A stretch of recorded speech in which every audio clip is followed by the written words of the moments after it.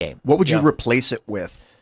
So it depends on what the it is. If the it is the Department of Education, I'm not going to replace it with anything. Amen. If the it is the FBI, I'm going to shut it down and I'm not going to replace it with anything.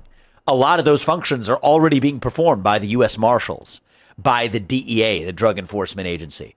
And so you go on down the list, that's the reality.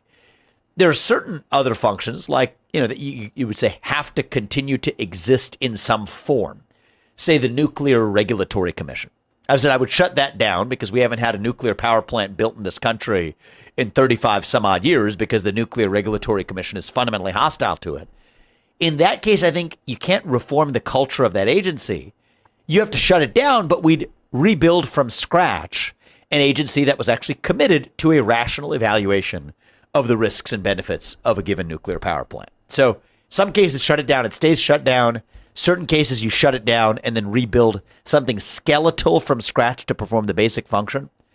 And then certain other agencies, let's talk about the FDA, let's talk about the SEC, let's talk about the U.S. Federal Reserve. I'm talking about a 75% layoff of the people who already work there, and that I think will get